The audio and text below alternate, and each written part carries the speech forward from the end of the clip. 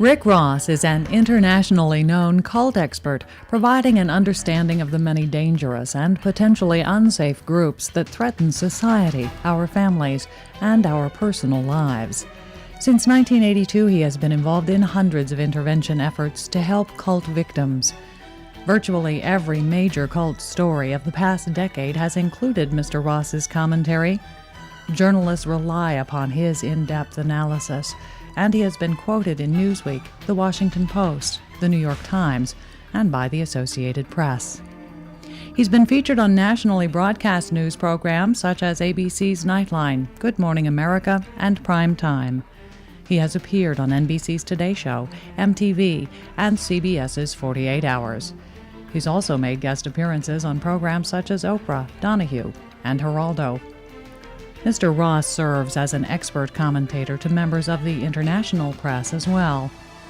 And he has assisted law enforcement agencies and is qualified and accepted as an expert witness in courtrooms across the United States. Mr. Ross has been invited to lecture at such prestigious institutions as the University of Pennsylvania in Philadelphia, Baylor University, and the University of Chicago, bringing to students a greater awareness of destructive cults and their techniques of recruitment. This is Rick Ross. Hello, I'm Rick Ross. I have worked many years with hundreds of cult victims and consulted thousands of families. My work has often included consulting with the media, law enforcement, and lecturing around the country. I have met with families that felt that the cult problem could never affect them. School administrators and educators that said no such group could ever affect their students or campus. But despite those observations, the best families and schools, the religious and non-religious alike, the rich and poor, are all affected by the growing cult phenomenon that has spread throughout our society and around the world. I want to take you into this world of the cults and share my knowledge and expertise with you in the hope that through education and specific information, you might be better prepared to understand this complex issue. The only way I know of cult-proofing yourself, your children, school, or for that matter, our society, is providing information to make more informed decisions. I hope that this video and others in the future will serve that purpose. This is a broad issue, and I have spent many years researching a wide spectrum of cults within America and abroad. Cults can be religious, like the Waco Davidians who studied the Bible; political, like the Symbionese Liberation Army that abducted the heiress Patty Hearst; or about a therapy, like Synanon, founded by Charles Diedrich as a drug rehabilitation program. They might be based upon Eastern mysticism, like Aum Shinrikyo, the followers of Shoko Asahara in Japan. Or instead focused on UFOs, such as Heaven's Gate, the followers of Marshall Applewhite. They may emphasize a pseudoscience, so-called New Age beliefs, theosophy, or some obscure philosophy. But it's not the belief system of the group that concerns me or the many families that have retained or called me. It's their behavior, the way they affect and often abuse their members. Some that defend cults claim any questioning of their behavior, motives, or agenda is somehow persecution or bigotry. Of course, cult groups are often totalitarian, and they don't really appreciate open discussion and free expression. Some apologists for these groups have cult connections that provide them with fees, funding, and research grants. We seem to be experiencing an episodic, continuing cult nightmare.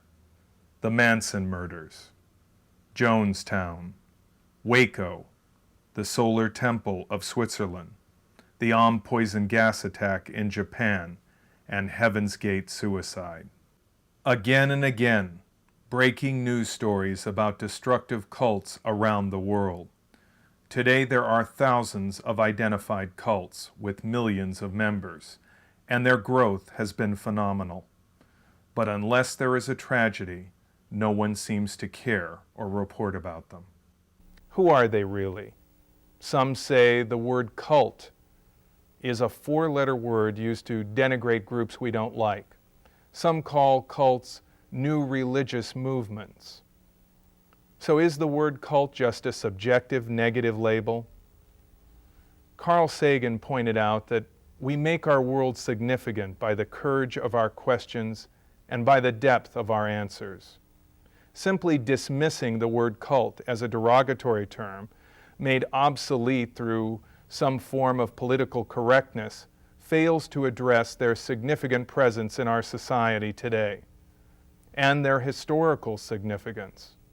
Cults have been with us for centuries.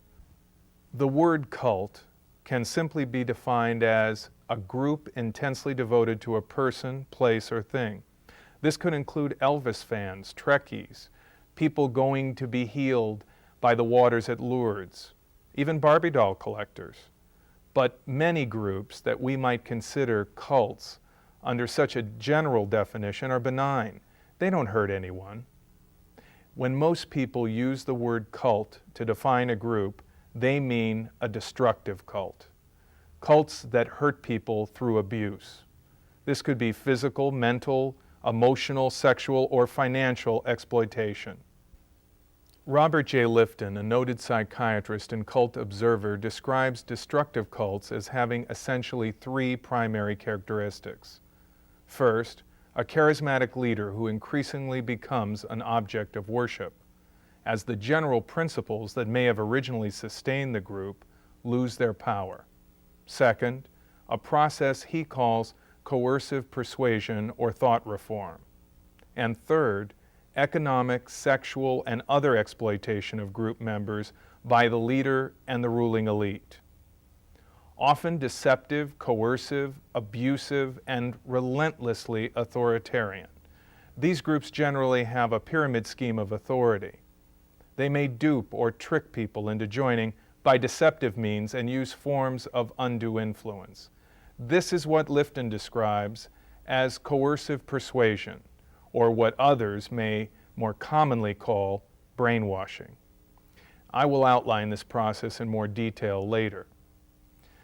The authority of such groups is typically one dictatorial person at the top, commanding a group of people with little, if any, meaningful accountability. The members of the group often have given up their ability to think critically and make value judgments of their own.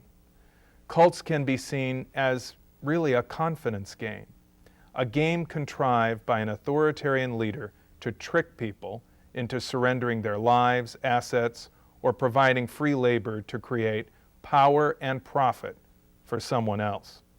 All this typically to generate an unearned income for some absolute leader or elite cadre at the top of the pyramid. All cults are not the same, though. There are many levels and degrees. Every cult member doesn't live in a compound. Most cult members live seemingly normal lives within mainstream society. Cults have become an unregulated growth industry. No taxes, and seemingly no accountability or oversight.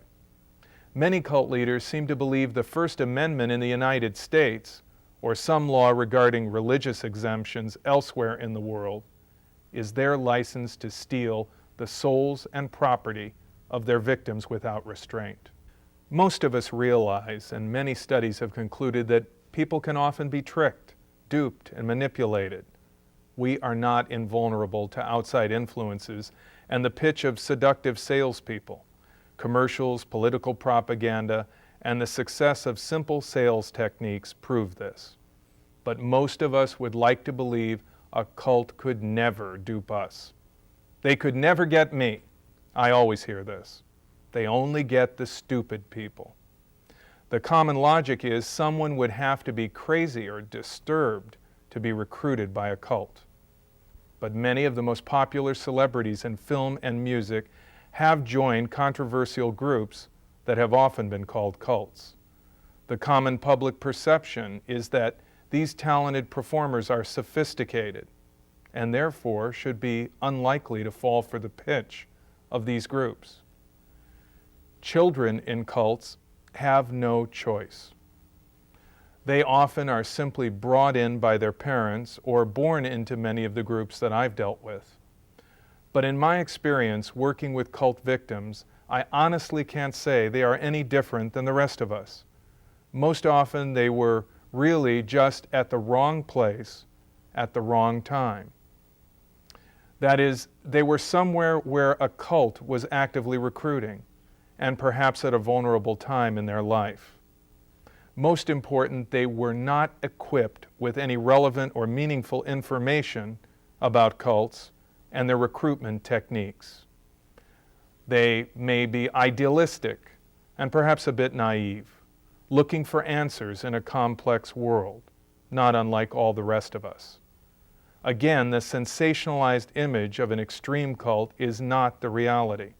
Cult recruiters are most often friendly, normal appearing, even attractive. They come across as caring and offer seemingly unconditional support, attention, and love. Of course, if you reject their efforts or oppose the group, that support and affection is most often withdrawn. But initially, they seem nice, interested, and caring. And cult recruiters are sincere. Make no mistake about that. They really believe their group has the ultimate truth, salvation, and the answers to life. They offer their pitch with earnestness, convinced they are bringing you something special. Deceived themselves, they are nevertheless deeply dedicated. You might be approached on a college campus, in a mall, or through a door-to-door effort. Perhaps you will hear about a group through a friend, a family member, or someone at work. Today, many cults work through the media with commercial advertising. In newspapers, on radio and television, most major groups have websites, and many have recruited through internet chat rooms or bulletin boards. Cults have not missed out on the information age. They use virtually every avenue and medium for their recruitment efforts. Increasingly, the elderly have been targeted. Some groups have infiltrated nursing home staffs or visit older patients in hospitals, attempting to recruit them by gaining their trust. Many of the elderly are lonely, receptive to someone who seems so caring. One elderly couple's family called me who had become involved with David Koresh's Davidian sect. Before an intervention took place that broke Koresh's hold, they gave him $500,000. Thankfully, they left the group before the tragic standoff that ended in the fiery death of Koresh and his followers. However, though their lives were saved, their life savings was gone. Cult recruitment can be deceptive. There are front names used, names that may be changed frequently. Also, potential recruits may be approached for sport activities, such as being asked to play volleyball, or asked to go on an activity like a hayride or a dance. This is often done with no explanation or understanding that there is a sponsoring group behind that activity, bent on recruitment. I have worked with many young people, sometimes minors, who have been approached by and introduced to cult groups without parental notification or consent. What most people don't understand is how subtle and often deceptive cult recruitment can be. Also, the fact that idealistic, uninformed, and often naive people can be drawn into such groups, truly believing their idealistic rhetoric and utopian claims. People don't knowingly join cults. One woman I met through an intervention had joined the Waco Davidians. When she entered David Koresh's compound, she thought it was simply a Christian commune with a good Bible teacher. She didn't know that the group required celibacy, stockpiled weapons, or that David Koresh regarded himself as the Lamb of God. Often, the more controversial teachings of a cult group remain secret to new initiates. These are only gradually revealed as the new recruit is more firmly indoctrinated and influenced. This indoctrination comes in small increments, fed to the member in spoonfuls in a step-by-step process. This is why people often don't understand and can't grasp how cult leaders convince their followers to believe such seemingly bizarre claims made by the group. There is often a blank look in the eyes of cult members. You may have seen that vacant look in the eyes of devotees of Marshall Applewhite of Heaven's Gate on their videos, or the followers of Jim Jones through some television program. Or maybe you have actually bumped into a cult member on a campus or on the street. It often seems as if they're on drugs. Parents report that their children seem so changed by their cult involvement that they have lost their sense of humor, individual identity, and personality. Their responses become robot-like, repeating the cult's programmed phrases and rhetoric. "What has happened," they asked, "to my child? This is not my son or daughter." Much research has been done in the area of coercive persuasion and undue influence. This has often been called thought reform.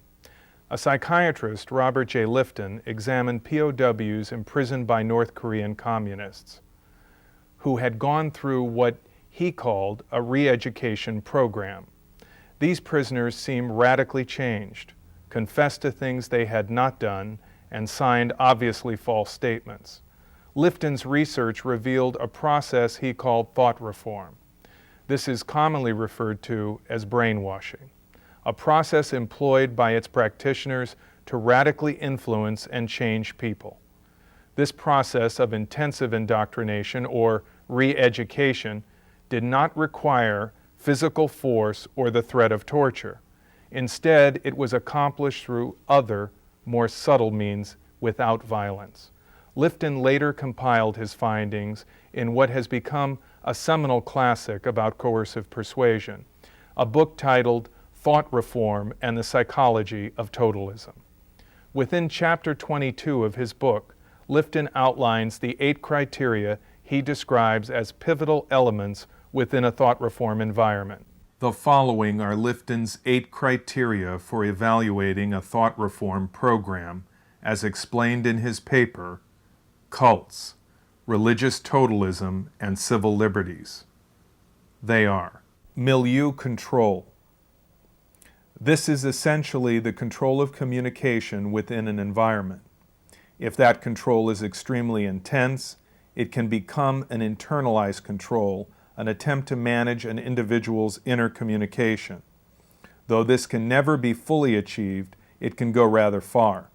A destructive cult may justify this through the conviction that reality is the group's exclusive possession. Milieu control within cults tends to be maintained and expressed in several ways: the group process, isolation from other people, psychological pressure, geographical distance or unavailability of transportation, and sometimes physical pressures. There is often a sequence of events, such as seminars, lectures, and group encounters, which become increasingly intense and isolated, making it extremely difficult both physically and psychologically to leave. Cult leaders often deepen their control and manage the environment more systematically and sometimes with greater intensity in order to maintain an island of control within the world. The imposition of intense milieu control is closely connected to the process of change they impose on their followers. Not all cults use milieu control to the same extent or identical degree of intensity. The most extreme expression of milieu control would be an isolated cult compound such as Jonestown. This can be seen to a lesser degree in the construction of the Waco Davidians' Ranch Apocalypse. However, most cults do not have compounds and instead rely on hyperactivity, the group process, and associations to create a type of environmental control. Mystical manipulation is the second general characteristic, also called planned spontaneity. This is a systematic process that is planned and managed from above by the leadership, but appears to have arisen spontaneously within the environment. One clear example would be the cult pattern of a particular chosen human being that becomes the group's mediator before God, some higher power or principle. Thus, the group's leader and his or her principles can then be put forth more forcibly and claimed exclusively. This ultimately means the leader's beliefs can thus become the only path to truth, salvation, or fulfillment. In some groups, the leaders are more real than any abstract concept of God or power, and therefore attractive to their followers. On the other hand, that person can also be a source of disillusionment. Mystical manipulation in cult members leads to what has been called the psychology of the pawn. This is when a follower can rationalize almost any action, such as what is done to outsiders. For example, if one has not experienced the leader's light and is not within the realm of the cult's truth, then it is likely such people are under the influence of evil and therefore may be justifiably treated harshly or deceptively for the sake of a higher purpose, as often dictated by the leader. The demand for purity and the cult of confession are the next two characteristics. The demand for purity can create a kind of black and white world. Everything may be divided into the realm of truth and light as opposed to lies and darkness. Such a demand calls for a radical separation of the pure and the impure, of good and evil within an environment and within oneself. Absolute purification is then a continuing process and can become a source of stimulation for both guilt and shame. This typically ties closely together with a confession process. Sessions in which one confesses to one's sins are accompanied by patterns of criticism and self-criticism, generally transpiring within small groups and with an active and dynamic thrust toward personal change. In some cases, the sins confessed include a continuing identification with one's prior existence. In the cult of confession, existence outside the group must be successfully dishonored through the confession process. Cult leaders may also confess, becoming themselves virtually professional penitents. But this can be seen as a device which enables them to end up becoming the judge. The more they accuse themselves, the more they have the right to judge others. Sacred science, loading the language, and doctrine over person are the next three patterns of the thought reform process. Sacred science is the belief that the cult's set of dogmatic principles are absolute and embody the truth for all people at all times, with virtually scientific precision. This can offer considerable security and comfort in today's complex world for many people looking for simple answers and clarity. Within many cults, there may seem to be free expression, but actually the unification of thought under the claims of an absolute, comprehensive, sacred science is the implicit framework for whatever expression exists, and this is constantly stressed. Loading the language refers to the literalization of language, that words and images become a powerful means of control. A greatly simplified language that seems ridden with thought-terminating cliches in which almost every issue in one's life can be quickly and easily reduced to a single set of principles and expressed through a certain jargon that has an inner coherence. Cult members may thus claim the experience of truth and feel it. This has been called a language of non-thought, because there is a cliche and a simple slogan to which the most complex and otherwise difficult questions can be reduced.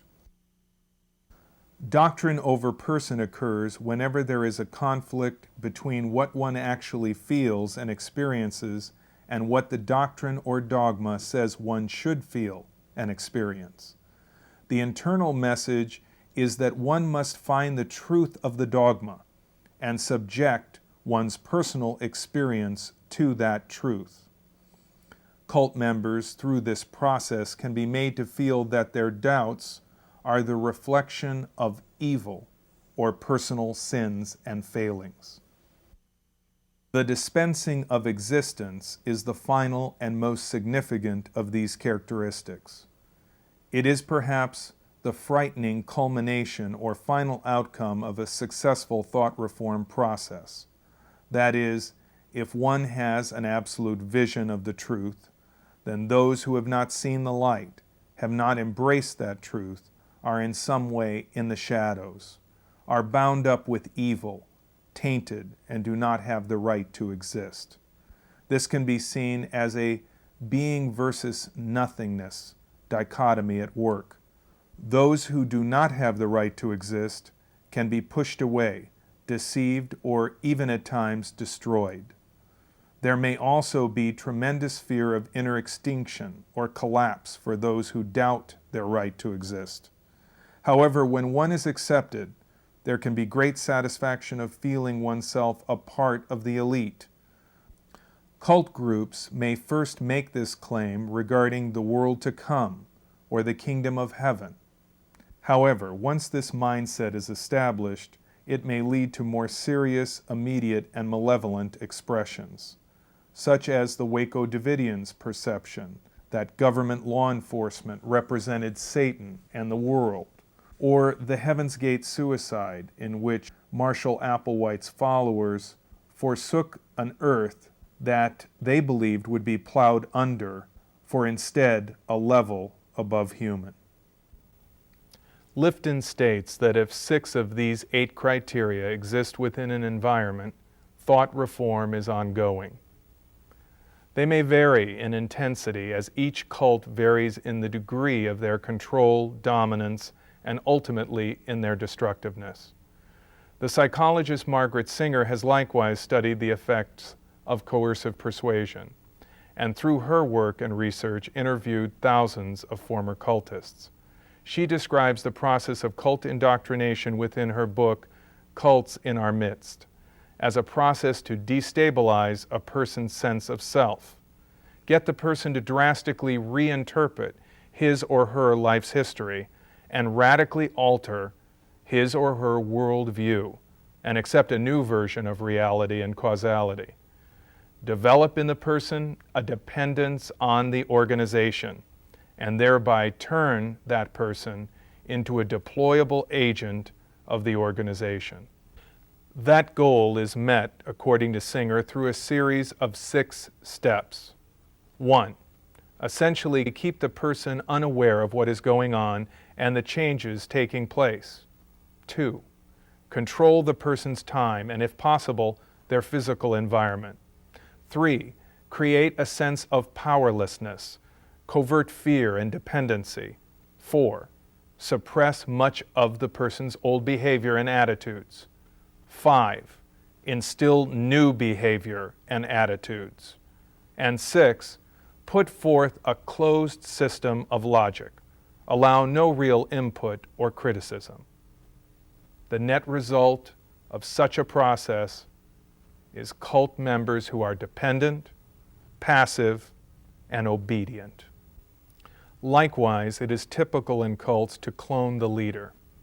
This is based on the assumption that the leader is closer to God, more correct and perfect.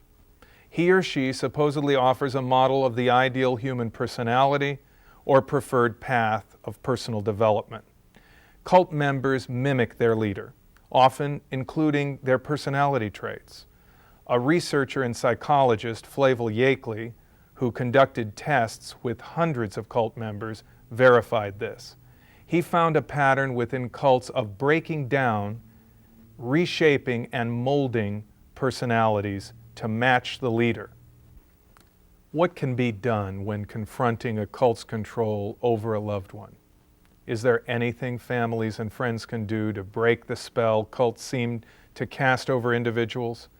Beginning in the 70s, a process called deprogramming began in which cult members were often forced to dialogue with their families and professionals about their involvement with destructive groups. The psychologist and researcher Margaret Singer described deprogramming as providing members with information about the cult and showing them how their own decision-making power had been taken away from them. This process of deprogramming or unraveling the program of cult control has evolved over the years. Since the 70s, involuntary deprogramming has stopped, and now voluntary cult interventions with adults are done with the consent of cult members. Though it is still possible for custodial parents to undertake involuntary interventions with their own minor children. Much like an intervention regarding drugs or alcohol, these efforts are often undertaken without the previous knowledge of the cult member. Such interventions have been my work for many years, and I have been involved in hundreds of cases. They involve careful planning and strategizing with families. After that preparation, which includes research and background information, interviews with the family, and specifically planning the intervention, then the intervention itself begins. My advice to families is to proceed with speed, but carefully plan such an effort. After establishing the facts of destructive cult involvement, it is important to move with deliberate speed within a reasonable framework. Intervening before deeper cult involvement takes place. Though a loved one seems euphoric and seemingly in love with the group, waiting too long can lead to complications, such as deeper programming and more control, greater involvement with the group in a leadership position, and possibly entangling personal relationships with other group members. An intervention consists of the family and the cult intervention specialist meeting with the cult member, typically at the family's home. This is a surprise for the person involved, but surprise is most often necessary to avoid the cult's interference. Some cults have specifically trained their members regarding family criticism or an intervention effort. During the intervention, which typically may last several days, the family expresses their concern and the professional cult interventionist relates background facts about the group that the member may not know. The interventionist may share specific documentation covering the subject of cults in general and their techniques of control.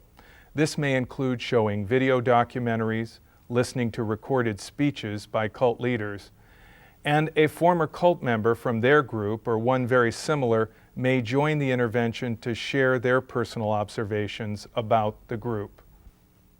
The involved cult member is free to go at any time, but will likely stay out of interest and respect for their family. It is important that the cult member eats well, takes ample breaks, and sleeps sufficiently. It is difficult to think clearly unless you are well fed and rested. In some cases, due to the demands of the cult, they may be exhausted and have experienced poor nutrition or medical neglect. Typically, intervention preparation should take 1 or 2 days, and the intervention itself about 5 days. It is very important to find the right professional. This means researching and locating someone with ample experience and references. They should have specific experience with the group you are concerned about and or others that are very similar. Verify the references of any professional and ask tough questions such as, what is your success rate? This means the percentage of clients who, after retaining that cult interventionist, experience success. The intervention is successful when their loved one leaves the destructive group in question. Ask to speak with former clients and professional references. Don't forget to talk to some failed cases too. Most cult intervention professionals achieve good results, but get the whole picture about intervention and have realistic expectations. Of course, cost is a factor, and there is nothing wrong with shopping. You can find cult intervention specialists through the internet and support organizations. But beware, there are cult apologists who don't believe in intervention or meaningfully addressing cult situations. Some supposed helping organizations may be greatly influenced or funded by groups that have been called cults. And remember, remain calm. You may be wrong. Don't be confrontational or jump to conclusions. Instead, investigate thoroughly and discreetly discover as much information as possible. First, check the internet, library, and public records for specifics about the group and its leader. You might also make discreet inquiries with clergy, police, social services, and public safety in the community where the group and its leader is located. Make a file for your notes, articles, and other information that you gather. Be nurturing, loving, and attentive. This may contrast sharply with the treatment your loved one is experiencing in the group. Don't rush to judgment. Remember, doing nothing is always an option. You can also simply wait and see, or possibly discuss your concerns at a friendly meeting. It is important to understand the warning signs of a potentially unsafe group and cult involvement. Here are the 10 warning signs of a potentially unsafe group or leader. 1.